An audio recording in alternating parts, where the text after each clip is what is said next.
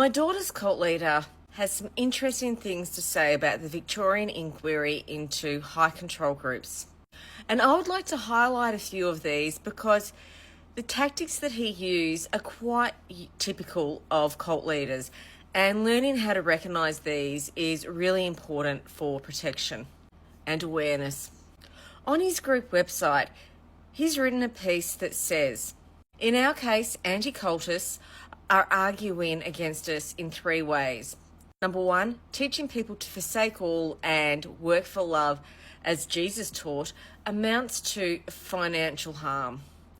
Number two, ignoring demands to leave the group, as made by relatives and or being criticised by other members of the community, amount to emotional harm. Number three, freely choosing to donate a kidney amounts to physical harm on the part of the JC community, because that is where members learned that they could make such a donation if they wanted to do so. But these Christian practices cannot be separated from people's beliefs, nor can they be clearly defined as harmful." We'll see about that. He goes on, "So, claiming that they are not attacking beliefs and are only concerned with harmful practices is a fundamental problem that is already implicit in the introduction of the guidance note of the inquiry. Firstly, there are no anti-cultists saying these things.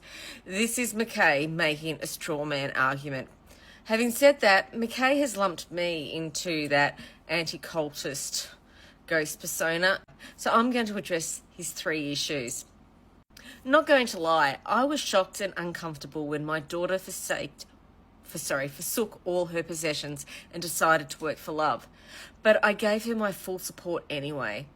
It was only after watching McKay micromanage every waking moment of her life that I started to object.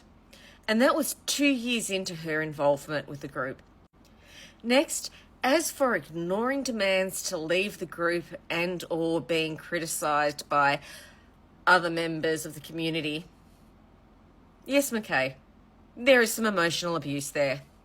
McKay has this process he calls the grievance system, in which if a person gets accused of wrongdoing, which could happen if they spend too long in the bathroom, or they forget items when setting the table, or they break rank and tell him that there is grass on his shoe, then they will be subjected to hours of ranting and berating about how they are too proud, and this will go on until they admit their faults.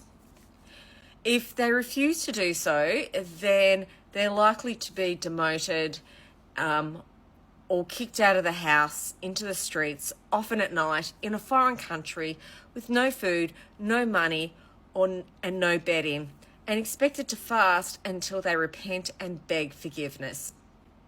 So yes, that is emotional abuse.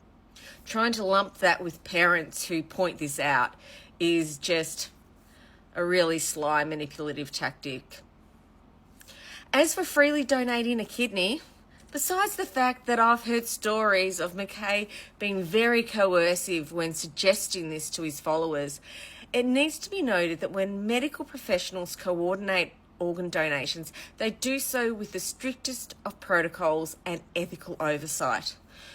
McKay, on the other hand, manages his followers' donors using some sort of dodgy websites, and I would be absolutely shocked if some of the regular anonymous donations that he receives were not from kidney recipients which he coordinated. So McKay can reframe coercion as devotion all he likes, but it is just a smokescreen that the inquiry is shining a light on. When someone gives up their income, he calls it love. When someone cuts off family contact, he calls it loyalty. When someone is guilted into surgery, he calls it sacrifice. This inquiry isn't trying to ban belief. It is trying to stop leaders like him from disguising control as faith.